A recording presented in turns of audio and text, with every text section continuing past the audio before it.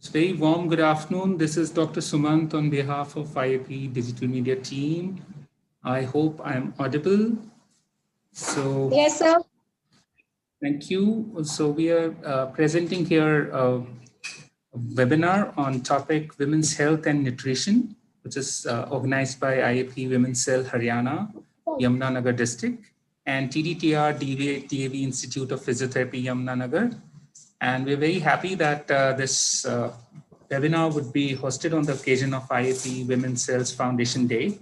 And we have eminent speaker, Dr. Anjali Jaiswal, and we have Dr. Ruchika Gupta, who is the moderator today for the session. So without wasting time, I would hand it over to Dr. Ruchika, but just would like to inform all the participants that we are live on YouTube, and I would request that we can subscribe social media pages of Indian Association of Physiotherapy. So over to you, Dr. Ruchika. Thank you, sir. Good afternoon, one and all. I, Dr. Ruchika, District Coordinator, on behalf of IAPWC, Yamunanagar, and TDTR DAV Institute of Physiotherapy, welcome you all.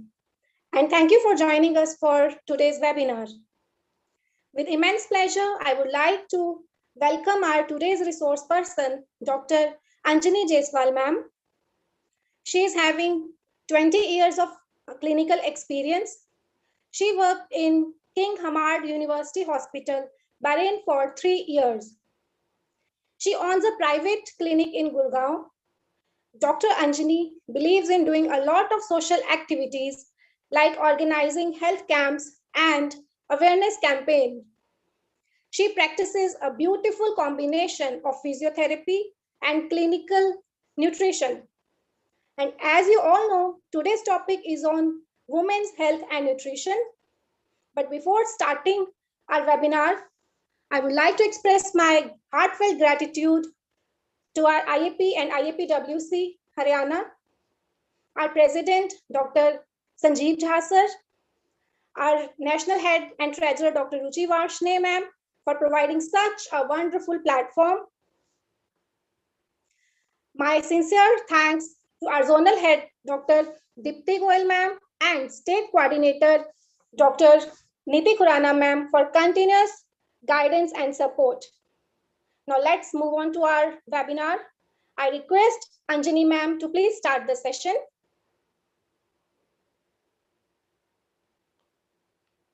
Hello.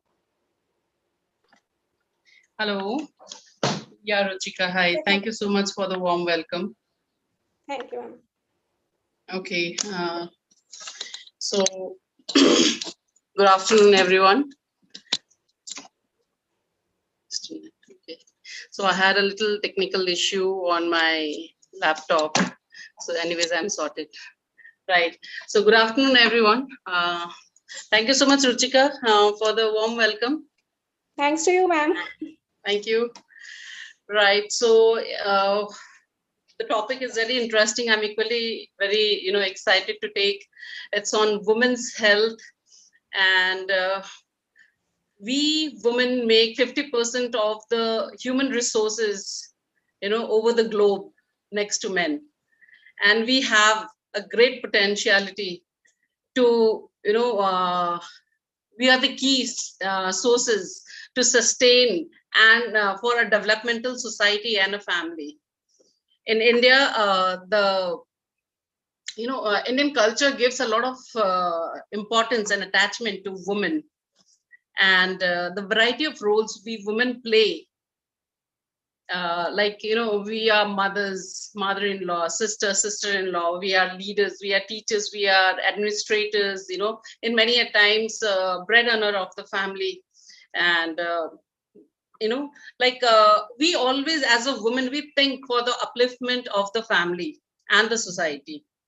While we play all these different roles, we and many a times forget to take care of ourselves. We nurture family, we nurture the society, and many a times we ignore ourselves. And there are, all of us have such a busy life, in such a hustle busy life, we often forget, we feed everyone in the family and we forget to, take food on time. So there are times when we, of course, if we have taken food on time, we don't find time to exercise on a regular basis. So what I am trying to say is, overall, in a, in a long, busy day, we forget to, take care of ourselves, either we our eating habits or our exercise routine. And so we are actually already, and I'm sure many of women participants are over here. We all are working ladies, so we ignore ourselves, and we are already from a medical background. We already know the information. We should acknowledge our information. We've already studied, some part of it. The basics, we are already clear about it. We have studied physiology, but we forget to acknowledge this information, and we don't apply these things in our day-to-day life. Now, keeping aside all these things, let's go ahead with this. So I'm going to talk about women's health and nutrition, which I picked up the topic particularly because I see a lot of cases in my clinic, and most, I would say 70% of my patients are women in my clinic. So and the correlation I could find out, some ignorance. So that's how I have picked up this topic today, right? So different stages of life, in a woman's life, right? Childhood, adolescence, pregnancy, lactation phase, menopause, and then your elderly senior citizens, right? Now, why is child nutrition, first of all, why is nutrition very important?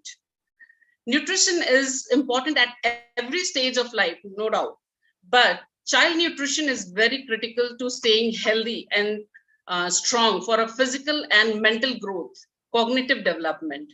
So in initial days, when a child is new, actually the nutrition part is in the hands of a young mother who, who's a mother for the first time, wouldn't know exactly what and what not, right? So it's a very important part where, your child's growth, mental and physical growth, is dependent. And then if there is any kind of nutritional deficiency in the childhood, which will lead to malnutrition affecting a child, individual's mental and physical state, right? The developmental is ignored or affected, resulting in poor health and poor academic performance. Now, there are certain nutritional deficiencies commonly seen in children, and these are nutritional deficiency disorders in the kids, which are commonly noticed. Attention deficit hyperactivity disorder. It is a neurodevelopment disorder. It is due to the deficiency of magnesium and vitamin D. Now, there are many other common things like rickets, because of, again, we know vitamin D and calcium, goiter because of iodine deficiency anemia, because see, in a childhood, the child are very, fussy about eating. And there is, the children eat food according to their likes, not what is required for the body. So that is where, your eating habits, your cultural habits, your cooking habits, many of these things. And then it's also the geographical area or where you are located. There are certain seasonal fruits and vegetables which are available, which are not. So everything has its own nutritional value. So certain areas will have certain, nutritional deficiency. So depending on what area, what are your cultural food, your cooking habits, also your, what are the mothers feeding to the children, everything has a contributing factor towards it, right? Now, in today's date, in such young children, yes, cases of obesity, cases of coronary heart disease, juvenile diabetes, even cancer, many a times are seen. See, sometimes, of course, it is because of the nutritional deficiency. Suppose if there's a lot of vitamin D deficiency in children. Now, vitamin D is not just vitamin D, it is also a hormone. So if there's a lot of deficiency of vitamin D in the children's growth years, you actually end up having, cancer. So these are few, common observations which I've mentioned over here. So when we talk about nutrition, we shouldn't forget that it is not just the nutrition which plays a role. It is also the activities, The childhood needs to be playful, full of inclusion of a lot of activities into it. Children's activities help the children to develop their creativity, develop their imagination, the dexterity, the physical and cognitive and emotional strength. There are a lot of things. It is not just a play.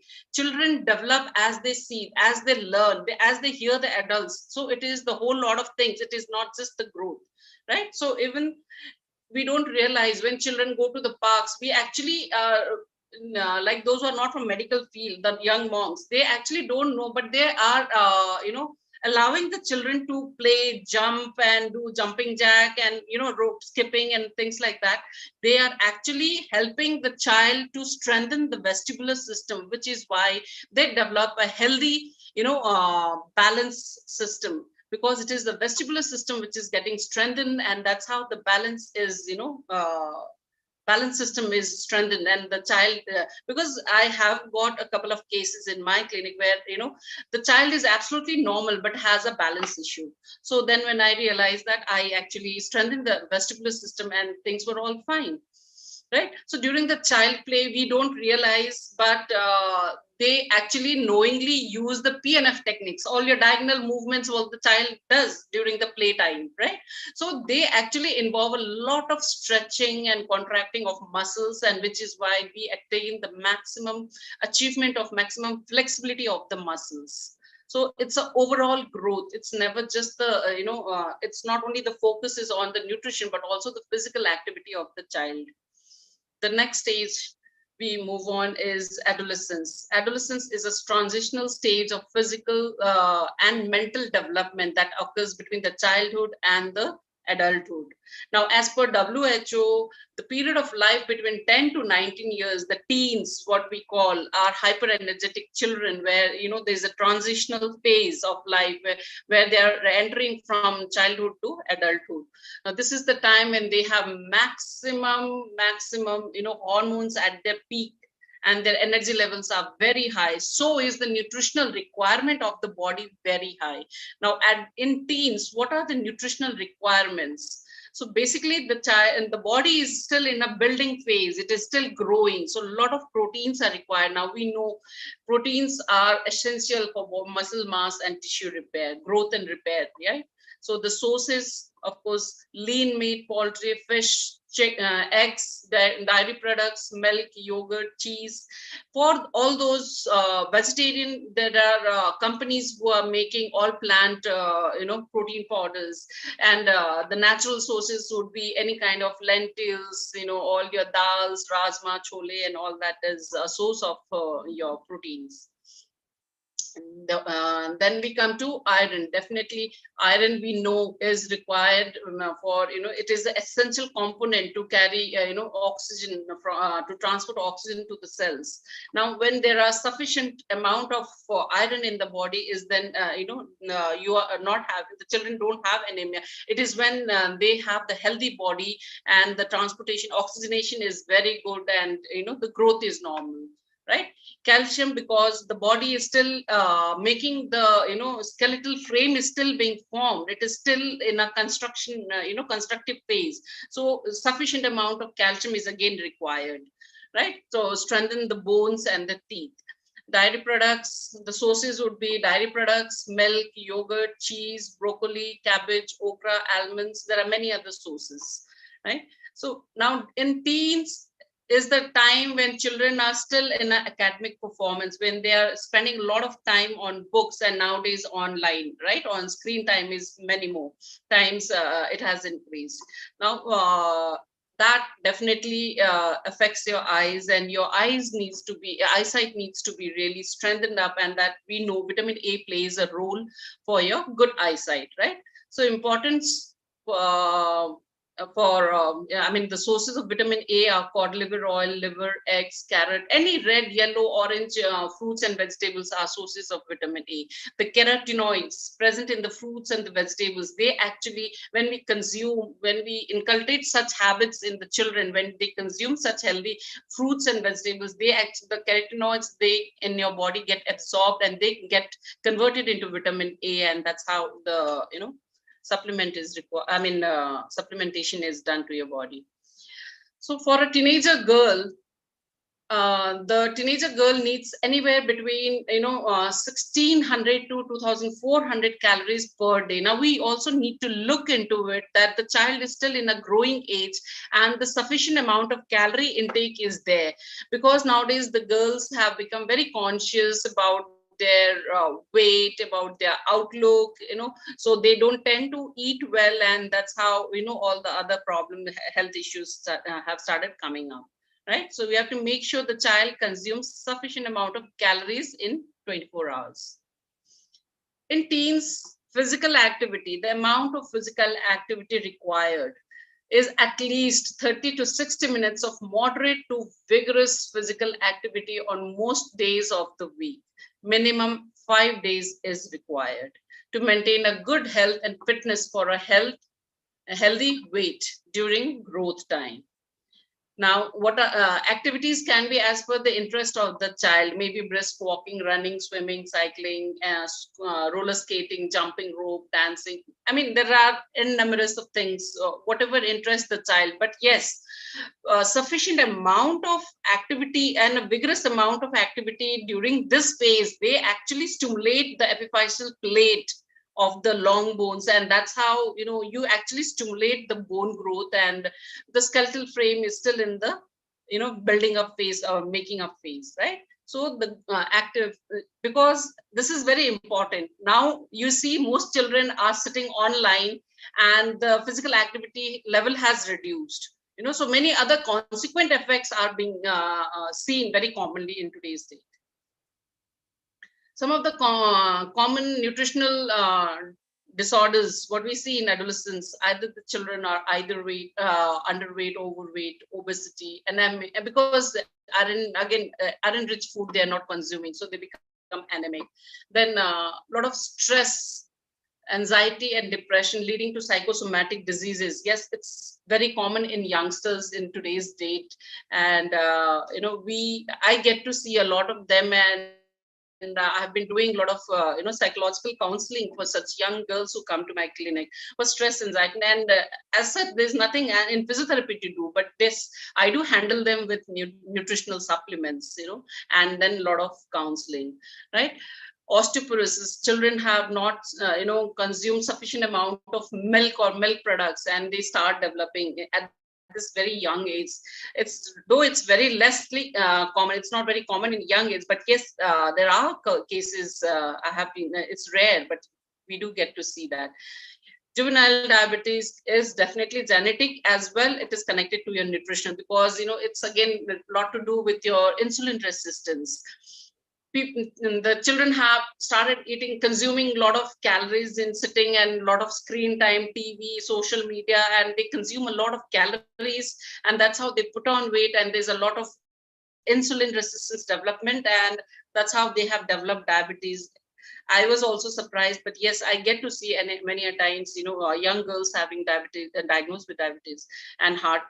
These are all connected to overweight, heart diseases, and physical inactiveness definitely leads to when the children become very conscious. Okay, now suddenly they notice that body shaming things happening around, or the children become very inactive and lazy to do things because they've been spending a lot of time on screen, and because of the pandemic overall has played another major role on their mental level, also not going out. But there are a lot of things, even if it's a pandemic, we are not supposed to go out, but we can definitely encourage and motivate our children to be physically active inside the house. There's a lot of things. You don't need to be jumping around. You just need to pick up the mat and start with the mat exercises, yoga, stretching. There are so many things to do, weights, but it is just a mental block what I see in today's date. I mean, the children, they don't motivate themselves. Yeah, they don't happen.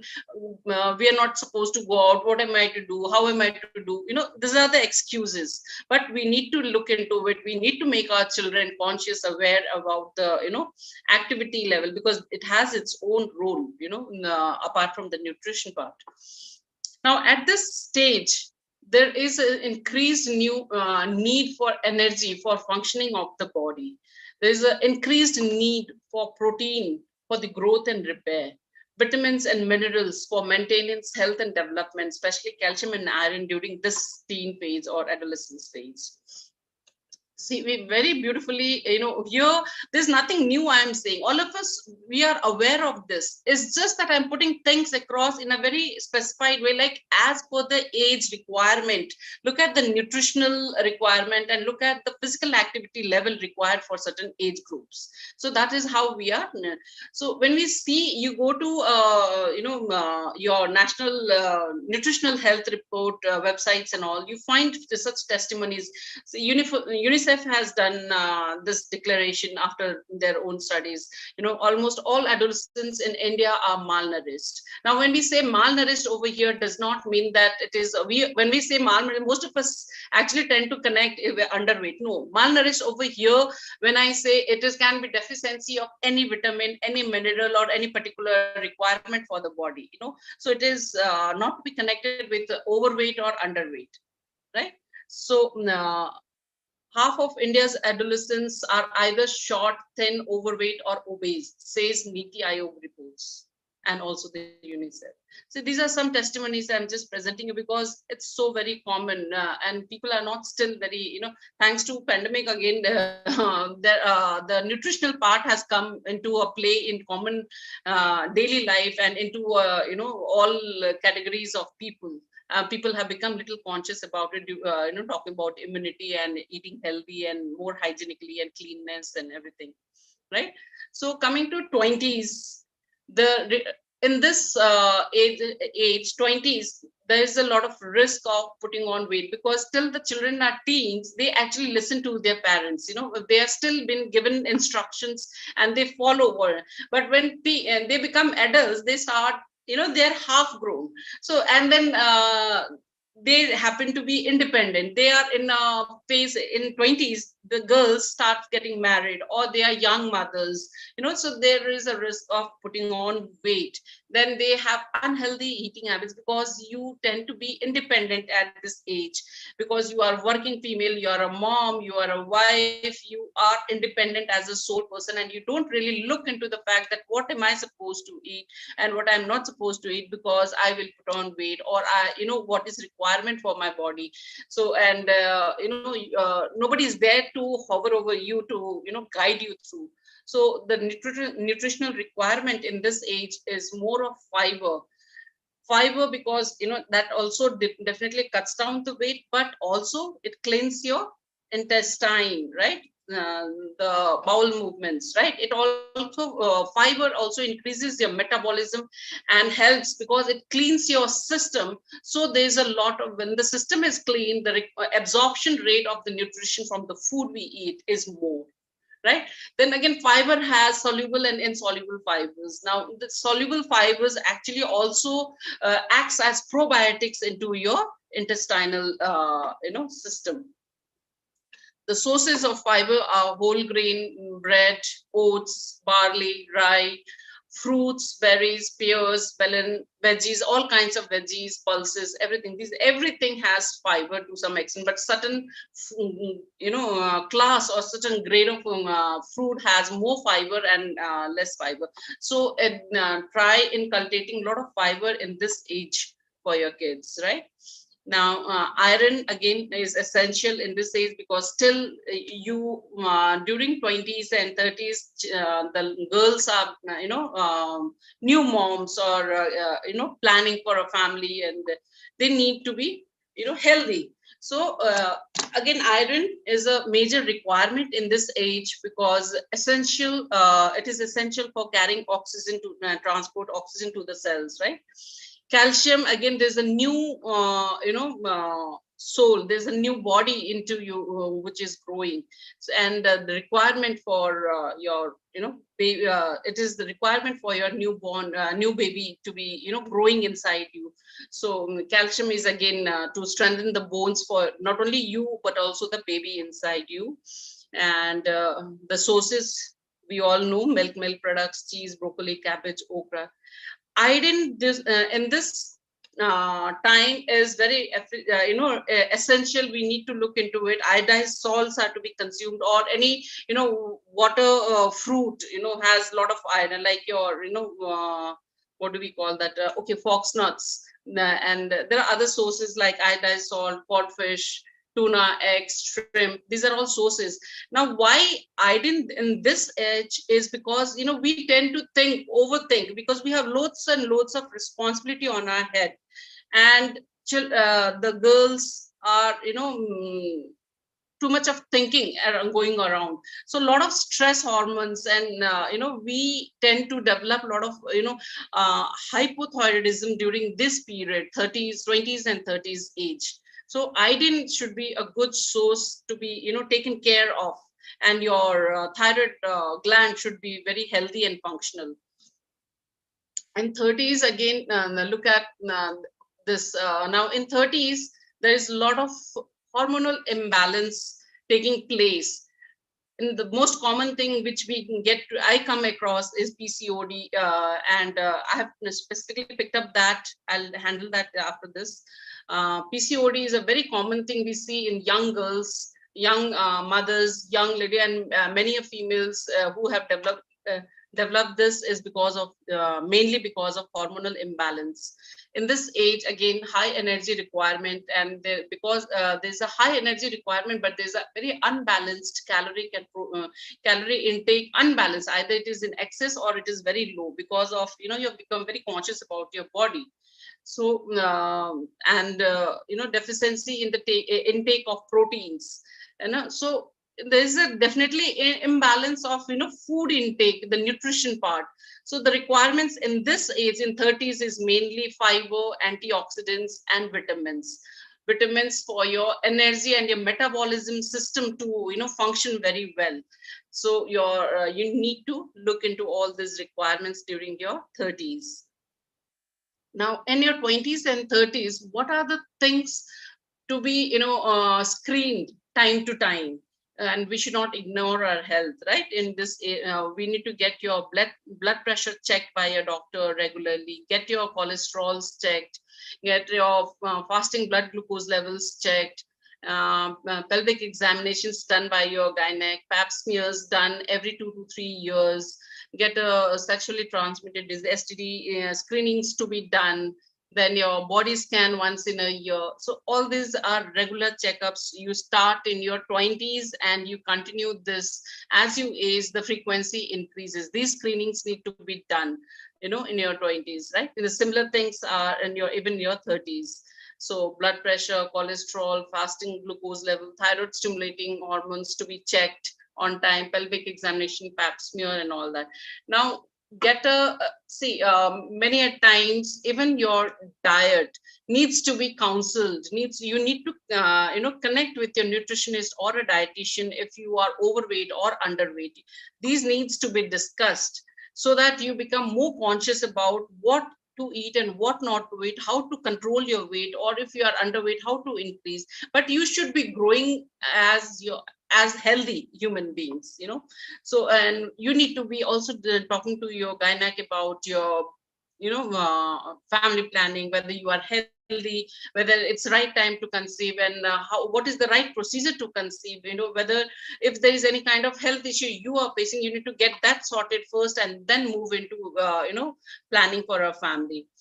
And get your vaccinations done on time, and check if there is anything left behind in your childhood. If there are some booster doses to be done after every 10 years, they need to be checked upon, right? So the 6 nutrients women need the most, in vitamin B6. B6 regulates the mood, appetite, and also the sleep patterns. If there is deficiency in this, you definitely swing a lot in your mood swings, and your appetite is sometimes very hyper and very low. These are all signs and symptoms of deficiencies or imbalances in your body. Vitamin B12 helps you to fight fatigue and improves your alertness. Calcium reduces your premenstrual symptoms, helps to maintain blood pressure. Iron, proper brain function, boosting energy levels, prevents anemia.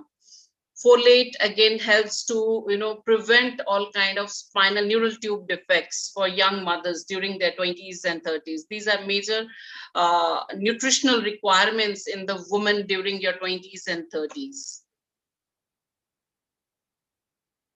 So some of the supplements required during pregnancy, which we need to look into, omega-3 is a brain food. Omega-3 helps also to control your, good and bad cholesterol. The role of omega-3 has many areas, but majorly it is got to do with the, your proper brain functioning, your myelin sheath, formation. The covering of your nervous system has major role to play with omega-3. You can prevent so many other things, your neurological conditions when you have sufficient amount of omega-3 in your body. Multivitamins definitely for your physiological functions, all kind of metabolic functions. Folic acid to avoid all kind of neural tube defects. Vitamin D again for your bone strength, and calcium again for your bone strength and good growth of the babies. Some of the nutritional requirements during pregnancy: provide sufficient energy. For energy, when we say, it is the requirement of calorie intake during pregnancy, right? It is at least 400 micrograms per day for folic acid requirement. Then your adequate amount of fiber, at least 25 to 35 grams, and then increase the fluid intake, increased energy intake, here 200 to 300 calories per day, should be extra intake, should be there during the pregnancy. Then increased iron intake. These are some supplements recommended during the pregnancies for yourself and also the healthy baby formation. Okay, so we've already gone through just a few pointers. Protein requirement during pregnancy, again for proper growth and repair of the new and the damaged tissues. Calcium, again iron, I've already said. Vitamin D, B and 6 is for the nervous system, and also it helps in the formation of red blood cells, which helps us to use the proteins properly, and also the use of fat, carbohydrate. If your nervous system is healthy, then the physiological functioning of all the organs is very good, right? Some of the testimony and the facts I have presented. Now, 2 of 5 pregnant ladies in Tamil Nadu suffer from iron deficiency. These are few facts in our country. So I'm sure none of us actually, when we have sat about and thought so seriously about it, that what we actually are eating and how much is the nutritional value for the things we eat. See, these are the reports we get to see, when we go come across such facts, then you actually have a self-realization. No, I need to really take care of my food habits. I need to really take care of my physical activity, and have a healthy living, right? 70 to 90% of the Indians, including 84% of the pregnant women and 88% Mumbai ladies who are pregnant, are deficient of vitamin D. So, you get to see a lot of neurodevelopmental, because of the vitamin D deficiency, you get to see a lot of attention deficit disorders in young children. So one of the fact over here I have presented is the diets of 2/3 of the Indian population are zinc deficient, and 89% are iron deficient, 85% are vitamin A deficient. I'm sure many of us didn't even realize this, but these are few present facts of our country. Now, looking at the nutrition during lactation phase, advisable to have 4 to 6 small meals in a day rather than giving 1, 2 to 3 large meals, because the mother should not be hungry. There should be a continuous supply of nutrition throughout the day, so that sufficient amount of nutrition is being supplied to the baby throughout the day. So small portions of food throughout. Drink a lot of fluids, as it is passed on to the baby through the feed. Increase the intake of fruits and vegetables to boost the vitamins and minerals, right, for a healthy baby. Avoid eating sugary and fatty, salty foods. Even as a child is developing, the same taste the child will develop. So you need to, during pregnancy, avoid having a lot of salty and sugary foods, because again, when the child develops such taste, then they become fussy eaters. So which we don't realize actually, but in pregnancy, these are things we need to really keep into mind. Avoid eating spicy, strong flavored food, as it will upset the baby's stomach. Increase carbohydrate intake with whole grains and energy rich foods. Eat a lot of variety of foods, so the child is exposed to variety of taste. Excuse me,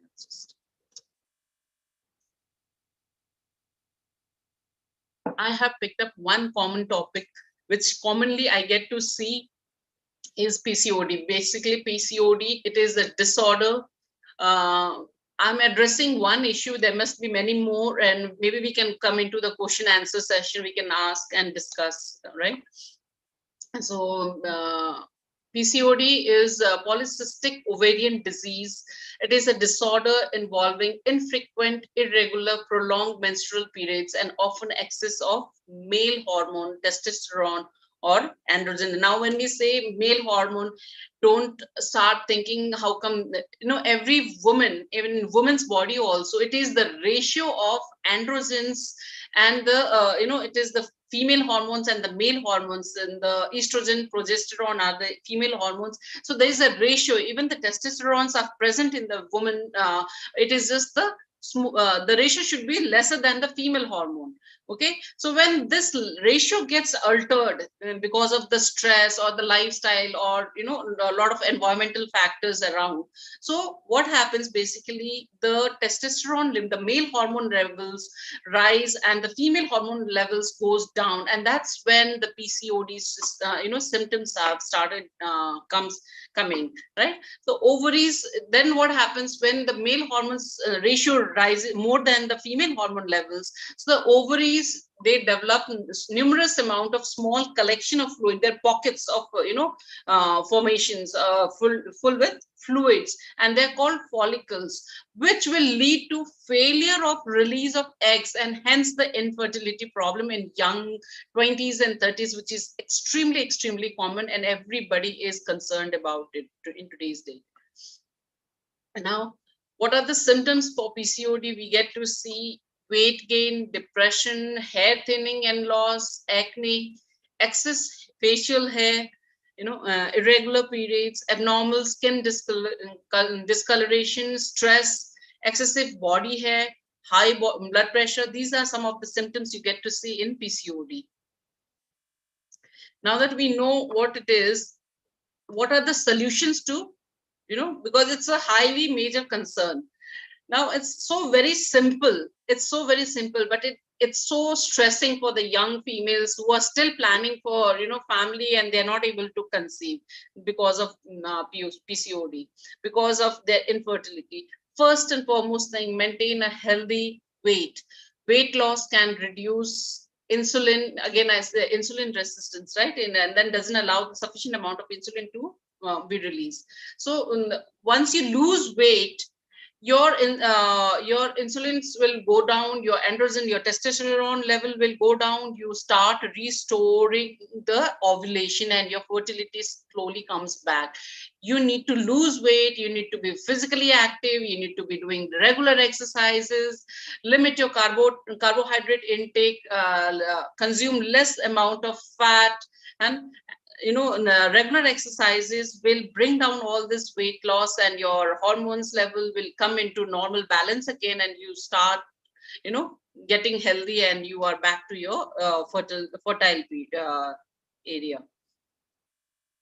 Some of the nutritional supplements which I have helped, because I'm a nutritionist as well.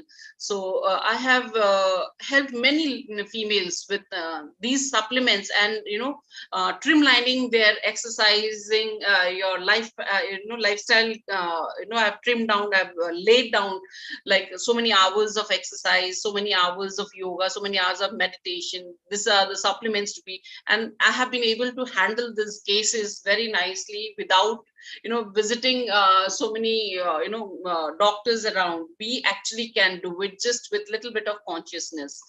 Protein powder increases, metabolism. Okay. Iron, sorry, the light has gone. So can you hear me? Hello? Yes, ma'am. Yes.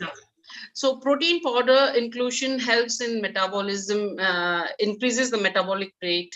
Iron, again, for your hemoglobin, your oxygen transport, omega, vitamin B complex, fiber, multivitamins with multiminerals, and vitamin C. These are a few supplements which have been able to help the young girls. And once again, they work back to their, healthy, fertile period. In 40s, 40s is a period where you start, see a progressive decline in the muscle mass and strength. This is the age where we start declining with your bone density, and the ladies in late 40s or middle 40s, they start achieving menopause. So the nutritional requirement in 40s is protein and calcium, again, to build your muscle mass and tissue repair. And of course, for the, to avoid the bone density going down, decline, you need to strengthen your bones. Of course, the calcium requirement is important. Now, sorry, I forgot, what are the physical activity required during 20s and 30s? I'm going back to 20s and 30s. The minimum requirement of physical, see, during pregnancy, lactation, and those 20s and 30s, your physical activity itself, and a bit of, say like 20 to 25 minutes or 30 minutes of yoga, mild stretching, little bit of all your, range of motion, all your joint range of motion exercises are good enough to maintain so that you don't actually have all kind of your muscle stiffness or postural issues and all that. And because during pregnancy you get to see a lot of backache cases because of postural issues, so all that you need is little bit of half an hour of regular exercise, just stretching and little bit of strengthening and your ROM activities. In your 40s, the nutritional requirement I have said, but in your 40s, again, you need to maintain at least an hour of 45 minutes to 60 minutes of walking. Brisk walking is important. Include some amount of yoga and your yoga, relax, anything which relaxes you, and at the same time some amount, just little, say like half kg of weights, and you can start toning your muscles, because this is the time when we start declining in our age wise, and even you get to start seeing the wrinkles. There are your muscle, your mass starts sagging. So the supplementation and exercise both will help you to maintain that. In 50s, the requirement again is for the protein, because again the muscle mass is, we are losing calcium to avoid osteoporosis, and we need to include in omega-3 fatty acids, that is to stop the declining of the cognitive health, the mental health, because you start seeing the death or of the neurons in the brain. Stop supplementing yourself with omega-3 fatty acids when you reach your 40s and 50s. Antioxidants again is very important, because we are at our aging process has started. So antioxidants are basically, they neutralize the oxidative stress. I don't know how many of you understand. Oxidative stress is the area where you actually see, because of lot of oxidative stress, you start seeing the degenerative changes in your joints and muscles. So to neutralize that free radicals, you have to supplement yourself and eat those foods which are rich in antioxidants. So you need to, and vitamin C, vitamin E, they are very rich sources of antioxidants. The other sources of antioxidants are cranberries, red grapes, cherries, pears, oranges, all kind of citrus fruits, they're all rich in antioxidants, right? Now, some of the pointers which I have picked up for, overall, when we are aging, low vitamin D level causes Parkinsonism. How many of us are aware of this?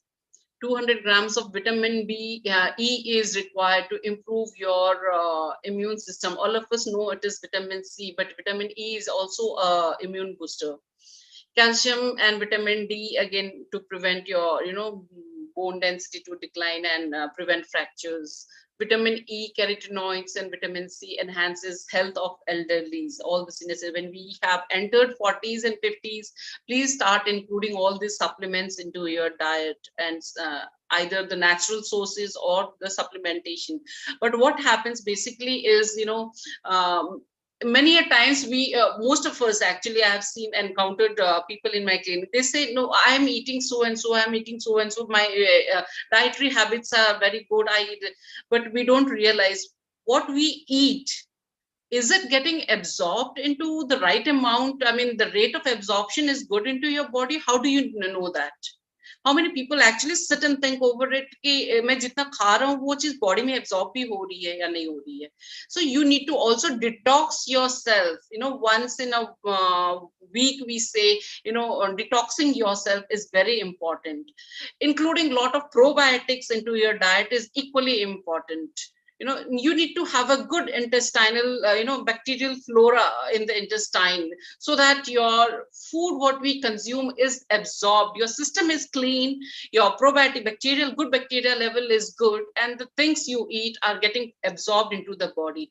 I am a nutritionist. I perform this body scanning test, and I know how many people actually in the test, they show that the absorption rate is very poor. They say they have good healthy habits, but the absorption rate is very poor. I put them onto detox. I put them into a lot of probiotics, and that's how we improve the rate of absorption, and how slowly supplement themselves after that detoxing, and then they get back to your normalcy. Right. So requirement of vitamin B6 increased after we age. Why? Because of atrophic gastritis. Now, as we age, there is atrophy everywhere happening in our body. So even in your intestines and gastric area, your atrophy is taking place. So the requirement of vitamin B6 is important. You need to increase the dose, or the food you eat. A lot of greens, green leafy vegetables will have a lot of B6 and B12. But deficiency of folic acid may lead to anemia and elevated serum homocysteine levels, which is a risk for cardiac disease. So, how many of us actually think of all this? So though we are into a medical line, but please focus yourself into what you are eating, how you are eating, how much you are eating, how many times in a day you are eating. And there are certain foods which you're supposed to eat in certain period of time, and certain say, like, you've consumed fish, you're not supposed to eat any milk or milk product after that for our next 1 hour.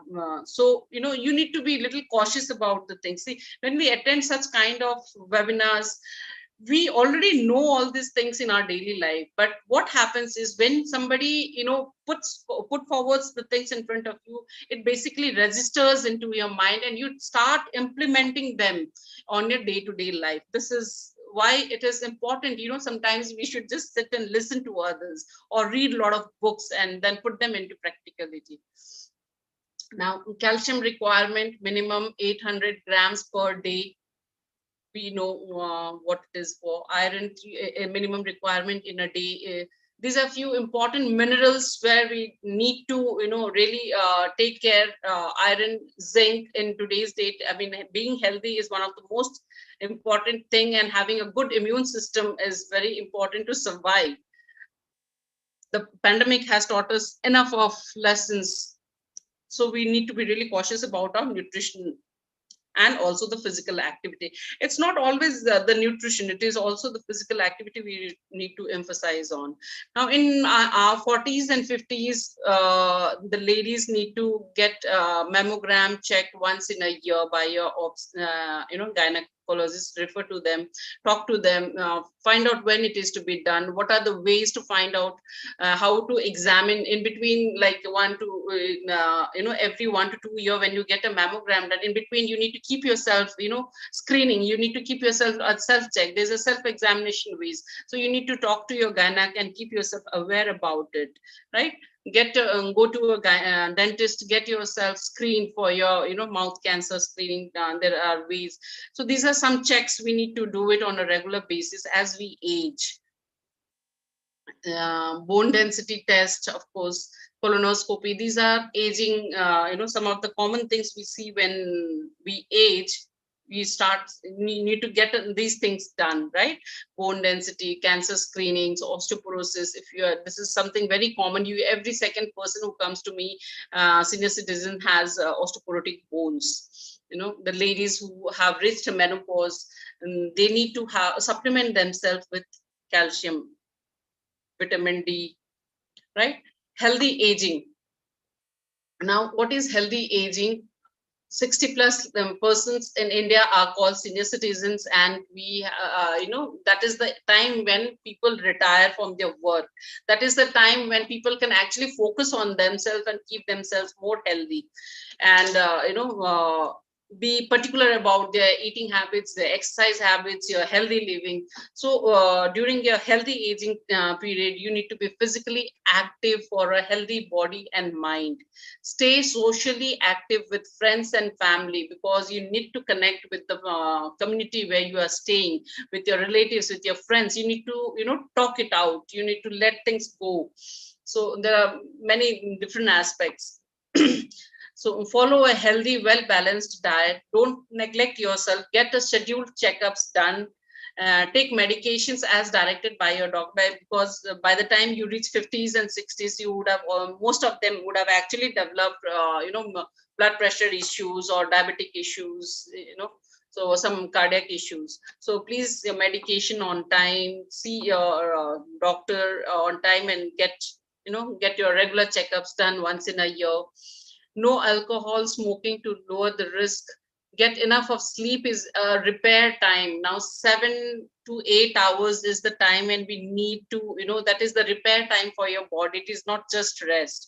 So getting sufficient sleep, enough sleep, and uninterrupted sleep is very important for a healthy body. Practice good dental hygiene every day. Relaxation, yoga, meditation, spiritual connect, having a positive mental attitude.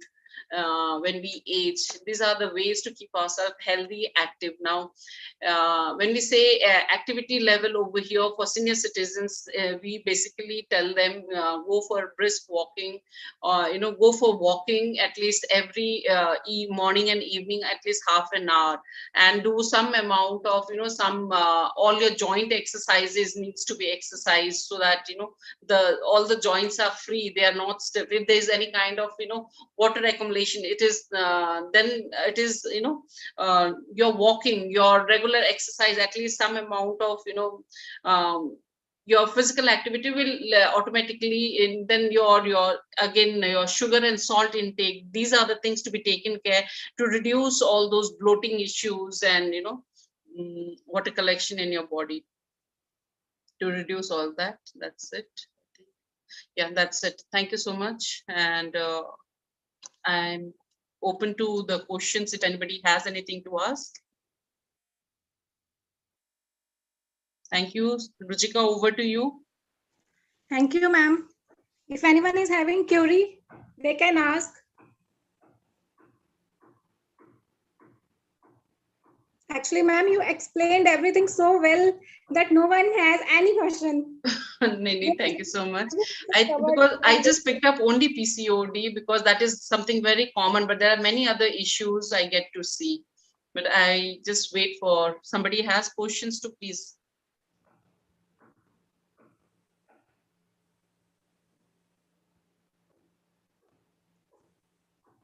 I think, ma'am, no one has any query. Thank you so much, ma'am, for sharing Thank you so much. for such a wonderful lecture. I just hope I have justified, I've given the information. Yeah, being a physio and a nutritionist also, I have tried to take care of, the activity part and also the nutrition part, because as I've explained, we women, we actually tend to neglect ourselves at times and Yes, we end up with many yes. other issues. Yes, and you also taught how important the role of nutrition at different stages of life in women's health. So see how beautifully there's a requirement, different requirement in different age groups. Yes, yes, different requirement at different age groups. Yeah. That we always neglected sometimes, intentionally or subconsciously. Yes, very true. Ma'am, we have one question that's from Dr. Yukti. She's asking about, tell us something more about detox method. Detox method. Okay, that's a nice question. Okay, detox, first of all, something very common. First, in Indian culture, we do fastings. Fasting, if you want to connect it spiritually, it is good, but fasting is nothing but it is a detox for your body. So drink a lot of fluids those days when you are not eating solid foods, but you are only on liquid diet, and you basically try to get rid of the chemical toxins, the byproducts which gets deposited in our body. So when we don't eat one day solid food, that particular day your liver is getting detoxed, because there's something more coming up to break down, but there whatever the chemical deposits were there, because of the fluid intake, you have actually eliminated from your body. So having a lot of water, having a lot of nimbu pani is going to be, there are detox drinks like soak your lemon, your cucumber, your mint leaves overnight in a jug of water, and the next day you continuously sip by sip you have it throughout the day, is a very good detox system. That's how we do the detox. There are many other ways, of course, like your massage and all also opens up your lymphatic drainage, and that's how your body also gets detox, because you eliminate a lot of chemical toxins from your body. Going to a spa would be a good idea on a fasting day. Anything else? I believe, thank you so much. Dr. Ruchika, you have to share something, else we can close the session. Yes, sir. Thank you. Thank you so much, ma'am, for sharing such a valuable knowledge. Thank you for your time and efforts. And I also like to thank Dr. Suman and his technical team for assistance throughout the session and make the event smooth and successful. Last but not the least, I like to thank all the participants for coming here and giving their valuable time. Thank you, everyone.